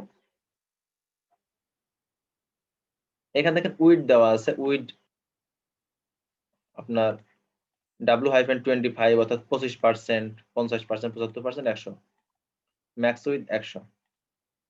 আচ্ছা, তো এই যে পার্সেন্টেজ মনে করেন 25, 50, 75, 100, এখন এইখানে যদি এটা তো ডিফল্ট ভাবে একটা উইড দেওয়া আছে, এই ক্লাসগুলো দিলে মনে করেন W-25 এই ক্লাসটা দিলে 25% উইড নেবে। আচ্ছা, এখন যদি আপনার মনে করেন 80% লাগে, 80% আপনি কই পাবেন? তাহলে কি এক্সটার্নাল সিএসএস লাগবে, কারণ এখানে 25, 50, 75, 100, তাই না? তাহলে ভাই এখানে 80% ম্যাক্সিমাম উইডটা ব্যবহার করা হয় কোন সময়? আচ্ছা, উইথ আর ম্যাক্স উইথ মানে 100% কি ফিক্সড, আর ম্যাক্স উইথ মানে কি 0 থেকে সর্বোচ্চ 100। বুঝতে পারছেন? 0 থেকে যত বড় ডিসপ্লে হবে এটার জন্য পারফেক্ট। হ্যাঁ হ্যাঁ। আচ্ছা আচ্ছা, এখান থেকে হাইট সেম ভাবে উইটের জায়গায় হাইট আছে, হাইট এইচ দেয়া আছে, এইচ 25, 50, 75, 100 এমএইচ ম্যাক্সিমাম হাইট। ওকে, ওইটা হাইট ওয়েট সেম দেওয়া আছে। যদি ডিফল্ট আর কোনো কিছু দিতে চান মানে এর মাঝে, তাহলে সেটা আপনাকে এক্সটার্নাল সিএসএস করতে হবে। আচ্ছা, এইখানে একটা বিষয় দেখেন, এবার মার্জিন আর প্যাডিং এর যে ব্যাপারটা একটু খেয়াল করেন। মার্জিন এবং প্যাডিং, এম তে মার্জিন, এম তে সেট মার্জিন, পি তে প্যাডিং। দেখেন টি তে কি হবে? Set margin top, padding top. MT যদি এমটি দিই তাহলে কি মার্জিন টপ, আর যদি পিটি দিই তাহলে কি প্যাডিং টপ। আচ্ছা, বি এমবি মানে কি মার্জিন বটম, আর পিবি মানে কি প্যাডিং বটম। আচ্ছা, এল তে কি এমএল মানে কি মার্জিন লেফট, আর পিএল মানে কি প্যাডিং লেফট। আর এমআর মানে কি মার্জিন রাইট, আর পিআর মানে কি প্যাডিং রাইট। এক্স অর্থাৎ যদি আমি পিএক্স দিই তাহলে প্যাডিং লেফট রাইট হবে, প্যাডিং লেফট এবং রাইট। আর এমএক্স যদি দিই মার্জিন লেফট রাইট। ওয়াই যদি পিওয়াই দিই তাহলে প্যাডিং টপ বটম হবে, আর এমওয়াই দিলে মার্জিন টপ বটম হবে। ঠিক আছে, কারণ আমরা জানি top left right top bottom চারিপাশে আমাদের মার্জিন প্যাডিং থাকে, তো সেই পাশে প্রত্যেকটা সাইডটা এখানে দেওয়া আছে। আচ্ছা, সাইজের ব্যাপারটা এখানে দেওয়া আছে 0 মানে 0ই। 1 মনে করেন MT1 তখন কতটুকু হবে, বা MP1 মার্জিন প্যাডিং 1, তাই তো। পিটি মনে করেন প্যাডিং টপ 1 এ কতটুকু হবে 0.25 rem, 4 pixel if font size is 16 pixel. আচ্ছা, 2 3 4 এইখানেও সব দেওয়া আছে। এই যে 1 rem মানে 16 পিক্সেল বোঝায়, আর 4 এ দেওয়া আছে 24 পিক্সেল হবে, অর্থাৎ 1.5 rem, অর্থাৎ 24 পিক্সেল মানে 16 আর 8 24। আর এটা হচ্ছে 3 rem মানে 48 পিক্সেল হবে, মার্জিন প্যাডিং 48 পিক্সেল। ওকে, আচ্ছা, আরো একটা আছে অটো দিলে আপনার মিডিলে যেটা চলে আসবে, যে এমএক্স অটো দিলে মিডিলে থাকবে সবসময়, ডাইনে বামে সমান নিয়ে মিডিলে থাকে। ওকে, তার মানে 0.25 আছে 4 পিক্সেল, 0.5 5 আছে 8 মানে ডাবল, 4 ভাগের 1 ভাগ মানে কি 4, 4 ভাগের অর্ধেক 8, 1 16। ঠিক আছে, মানে আচ্ছা 2 24 3 48। ওকে, এখন এখানে দেখেন যে মাইনাসও তো আমাদের অনেক সময় করতে হইতে পারে, তাই না? আমরা মাইনাস করলে মার্জিন মাইনাস লেফট, তো এখানে দেখেন n1 n2 মানে নেগেটিভ, টোটালি নেগেটিভ, মানে এইখানে যেটা আছে সেটা হচ্ছে পজিটিভ, আর এখানে n1 দিলে সেটা নেগেটিভ হয়ে যাবে, মাইনাসে রূপান্তর হয়ে যাবে। ঠিক আছে, যদি এইগুলা ব্যতীত এই যে মার্জিন প্যাডিংটা ডিফল্ট এখানে দেওয়া আছে, এইটা ব্যতীত যদি আপনার কম বেশি কোনো মার্জিন প্যাডিং লাগে তাহলে অবশ্যই আপনাকে এক্সটার্নাল সিএসএস ব্যবহার করতে হবে। আশা করি বুঝতে পারছেন। এইগুলা দেখবেন, এরপরে আছে এইগুলা যে আছে এমবিএমএল মার্জিন লেফট, এগুলো এখানে বলা আছে। আচ্ছা, এখানে শ্যাডো দেওয়া আছে, vertical align, align middle, align bottom. আচ্ছা, রেসপন্সিভ এমবেডেড, ভিজিবিলিটি, পজিশন। আচ্ছা, পজিশন যে ফিক্স টপ আমরা পজিশন ফিক্সড করছি না, যে কোথায় ফিক্সড হবে, বটম না টপে, সেইটা। আচ্ছা ফিক্সড বটম, এটা যে বটম ফিক্সড থাকবে, যেটা আমরা পজিশন ফিক্সড ব্যবহার করে করছি, এখানে জাস্ট ফিক্সড বটম দিয়ে আছে। তো এখানে আমাদের পরবর্তী ন্যাপবার যখন যাবো তখন এখন দেওয়া আছে স্টিকি টপ। আমরা স্টিকি করছি না, যে মেনু যে বেঁধে যেত, সেটা যে স্টিকি টপ, টপে স্টিকি হবে, এগুলো আর কি। আচ্ছা এইখানে দেখেন কালার,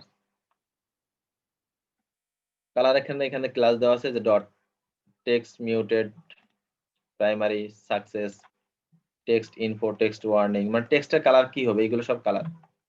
এই যে এখানে কালার গুলো দেওয়া আছে, কোনটায় কি কালার হয়েছে সেইগুলো। এখানে হচ্ছে ডিফল্ট এইগুলা কালার বুটস্ট্র্যাপে আছে।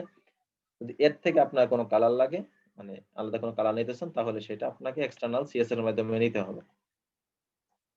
আচ্ছা এখানে দেখেন ব্যাকগ্রাউন্ড কালারও সেম কালার গুলো দেওয়া আছে, primary, success, info, warning, danger, secondary, dark, light.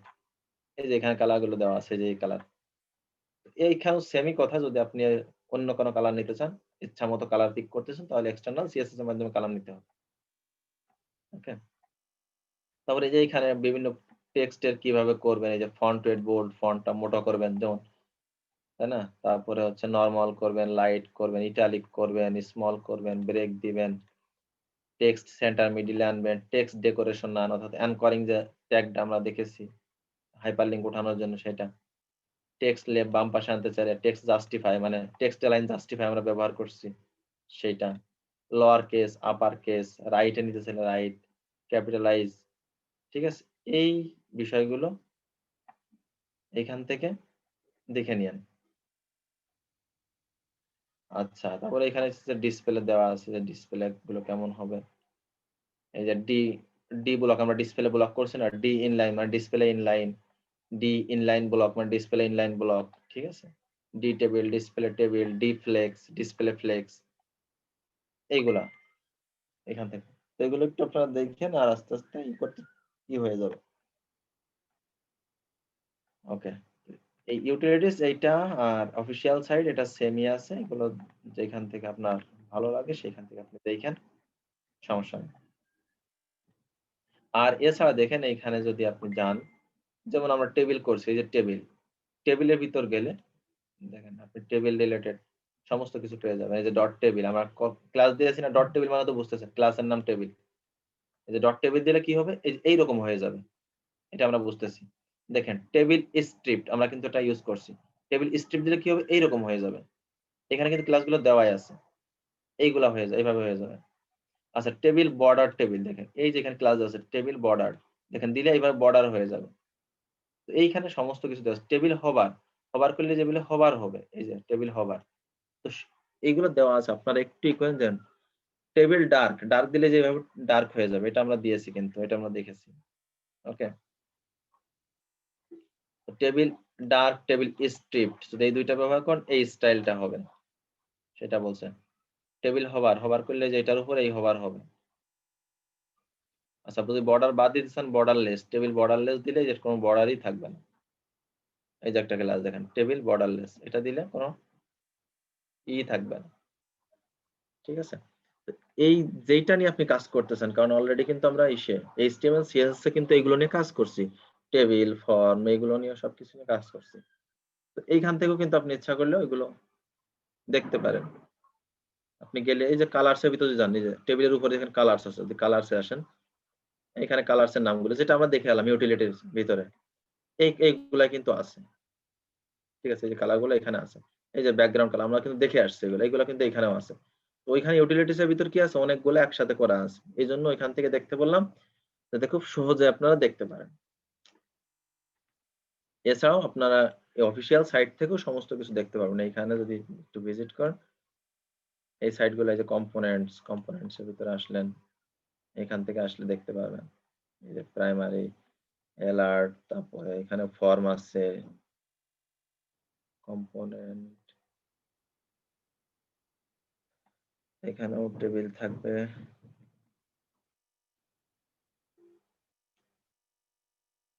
Card button, content, table, এই যে টেবিল, কন্টেন্টের ভিতর টেবিল আছে, এই যে টেবিল, এখানে টেবিল সংক্রান্ত সমস্ত কিছু পেয়ে যাবেন। এবং ওইখানে দেওয়া আছে যে টেবিল, এবং লিখে লিখে খুব সুন্দর ভাবে আপনাকে বোঝাই দেওয়া আছে। এখানে কোড করা আছে, এই যে এখানে সমস্ত কোড গুলো করা আছে।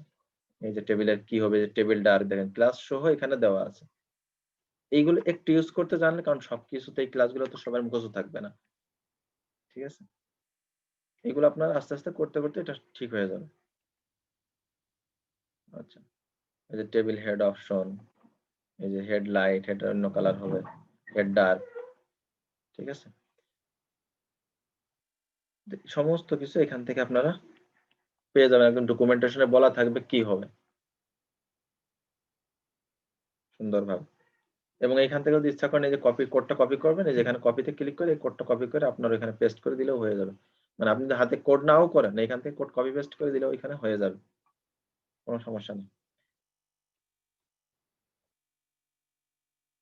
এই যে টেবিল বর্ডার, এখানে বর্ডার আছে, টোটালি ওইখানে যা আছে এখানেও সেইগুলাই পাবেন। এখন যেইখান থেকে আপনার ইচ্ছা, তো অফিসিয়াল থেকেও দেখতে পারেন, আবার W3 স্কুল থেকেও দেখতে পারেন। এখানে অবশ্য আউটপুট দেখার কোনো ওয়ে নাই, মানে আউটপুট এইখানেই দেখা যাবে এইভাবে। আর W3 স্কুলে কি হয়, আপনি এটা প্র্যাকটিস করতে পারেন। যেমন মনে করেন টেবিলে আসলাম, যে ট্রাই ইয়োরসেলফ, এই যে ট্রাই ইট ইয়োরসেলফ, এখানে আপনি গেলে আপনি কিন্তু এখান থেকেও প্র্যাকটিস করেন। আর এখানে এটা সিডিয়ান ব্যবহার করছে, কিন্তু আবার ঘাবড়াই যায় না। সিডিয়ান কিভাবে কাজ করে এটা আমরা দেখবো। সিডিয়ানটা আমরা ইউজ করে দেখবো, জাস্ট লিংকটা দিয়ে দিব।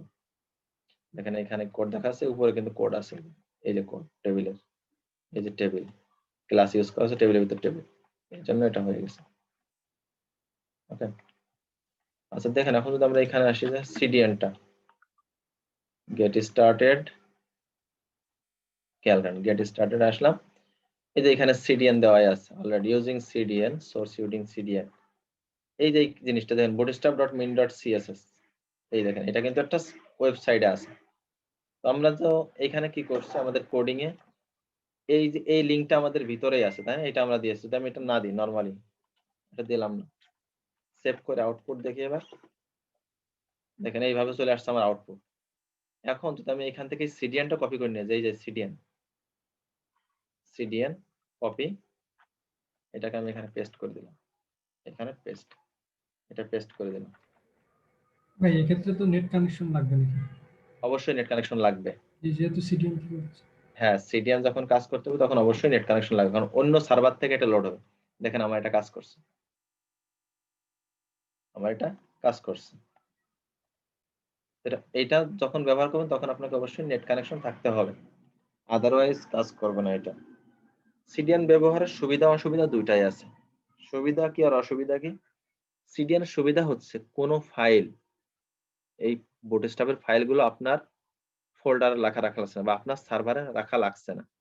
তার মানে কি, অটোমেটিক্যালি যেহেতু ফাইল রাখা লাগছে না, আপনার স্পেস কম খাচ্ছে, জায়গা কম, সাইড লোড হবে দ্রুত। এটা হচ্ছে 1 নম্বর বিষয়। আচ্ছা, আর অসুবিধাটা হচ্ছে এই সিডিএন আপনার অন্য একটা সার্ভার রাখা আছে, আপনি নরমালি নেট কানেকশন ছাড়া কাজ করতে পারবেন না, আপনার এটা কাজ করবে না। আচ্ছা, নাম্বার 2, ওই সার্ভার যদি কখনো স্লো হয়ে যায়, এই সিডিএনটা, এই যে একটা লিংক, এই যে হাইপারএম এইচটিটিপিএস, এই যে একটা লিংক, যদি এই সার্ভারটা, এটা তো একটা সার্ভারে রাখা আছে, তো ওই সার্ভার যদি কখনো স্লো হয় তাহলে কিন্তু আপনার সাইটও স্লো হবে, কারণ ওইখান থেকে স্লো ভাবে কন্টেন্ট পাস হবে, এখানে স্লো ভাবেই কন্টেন্ট ডেলিভারি করবে। অতএব যদি সার্ভার স্লো, আপনার এটা কিন্তু স্লো হবে। আরেকটা বিষয় হচ্ছে, যদি কখনো এই ফাইল ওইখান থেকে লস হয়, হতেই পারে ধরে নেন, তখন কিন্তু আপনার এই সাইডের কোনো কিছু ঠিক থাকবে না, কারণ তখন ওইখান থেকে সে সোর্স কোড ঠিক থাকবে না, তার সার্ভারে দেখা যাচ্ছে সার্ভারটা হ্যাক হয়ে গেছে বা নষ্ট হয়ে গেল ধরে নেন। যদিও নরমালি এইভাবে হওয়ার সম্ভাবনাটা খুব কম, তারপরেও মানে অসুবিধাটা হতে পারে। সেটা হচ্ছে যদি এরকম হয় তাহলে আপনার সাইট কিন্তু ঠিক থাকবে না। অতএব সুবিধা অসুবিধা দুইটাই আছে। সুবিধা হচ্ছে, বলেন, আপনারা প্রফেশনালি কোনটা ইউজ করেন? প্রফেশনালি হচ্ছে আপনার ডাউনলোড করে, আচ্ছা, এবং আস্তে আস্তে এটাই দিয়ে দিচ্ছে। যেমন ফন্টসম আগে সিডিএন ব্যবহার করা হতো, এখন কিন্তু ফন্টসম ডাউনলোড দিয়ে দিচ্ছে, যে আপনার ফাইল আপনি আপনার সার্ভারে রাখেন। ফন্টসমটা এখন ডাউনলোডে দিয়েছে, এখন আর সিডিএন ফন্টসম কাজ করে না। তো আস্তে আস্তে এভাবেই দিবে। ডাউনলোড করে ব্যবহার করাটা সব থেকে বেটার, এই জিনিসটা আপনার সংরক্ষিত থাকলো। মনে করেন বুটস্ট্র্যাপের ওয়েবসাইটই নাই, শেষ হয়ে গেছে, তারপরেও আপনার কিন্তু কোনো কোডিং এ সমস্যা হবে না, কারণ এই ফাইলটা কিন্তু আপনার কাছেই আছে। বুঝতে পারছেন? মনে করেন বুটস্ট্র্যাপ ওয়ার্ল্ডের বাদ হয়ে গেল, তো ওয়ার্ল্ডের বাদ হইলো তো আপনার কোড সমস্যা নেই, কারণ বুটস্ট্র্যাপ কি, এটাই তো সিএসএস দিয়ে করা, এটা তো আপনার কোডিংটা আছেই আপনার কাছে, তো এটা তো ঝামেলা করবে না। বোঝা গেছে? তো এই জন্য এইভাবে সিডিএনটা ব্যবহার করতে হবে। লিঙ্কগুলো এখানে কপি পেস্ট করে দিলে এখান থেকে হয়ে যাবে। তো আমি আর লিঙ্কগুলো কপি পেস্ট করছি না, আমাদের যেটা ছিল সেইটাই আমরা সবসময় ডাউনলোড করে কাজ করব। Okay. আমরা পরের উপর ডিপেন্ডেন্ট না, আমরা নিজেদের উপরে আত্মনির্ভরশীল। আচ্ছা,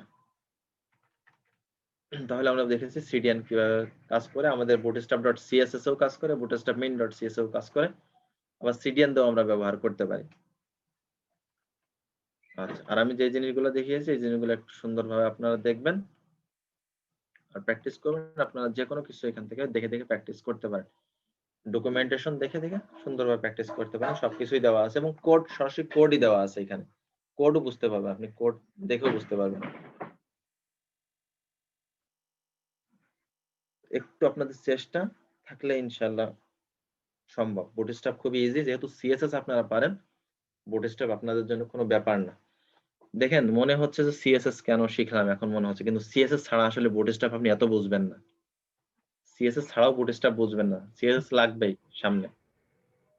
বুটস্ট্র্যাপ দিয়ে তো 70% 80% কমপ্লিট হবে, বাট সিএসএস ছাড়া কিন্তু সমস্ত কিছু সম্ভব না।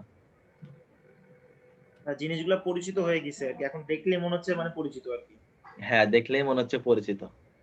দেখেন এই যে এই কোডটা কিন্তু আপনাদের পরিচিত না, এই যে কোনটা মনে করেন টেক্সট সেন্টার, কিন্তু টেক্সট সেন্টার দেখে আপনি কিন্তু মনে মনে ধারণা করতে পারছেন যে আসলে কি হবে। দিলে চলে যাবে। হ্যাঁ, এটা কিন্তু আপনি ধারণা করে ফেলতে পারছেন।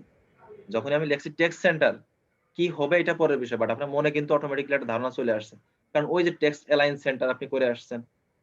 ঠিক আছে? টেবিল বর্ডার, আউটপুট দিলে কি হবে এটা পরের বিষয়, বাট আপনি কিন্তু টেবিল বর্ডার লেখা দেখে বুঝতে পারছেন যে হ্যাঁ বর্ডার হয়তো হবে, কারণ আমি পড়ছি টেবিলে বর্ডার, তাই না?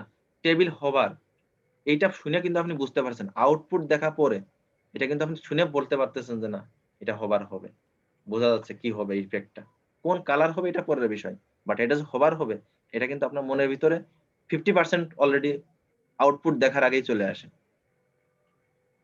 তো সমস্ত কিছু পরিচয় হয়ে গেছে, এখন এই জন্য খুব ইজি লাগতেছে যে কিভাবে হয়েছে কাজ করতেছে, এই জন্য জানার দরকার, বেসিক বিষয়গুলো এই জন্য জানতে হয়। আচ্ছা,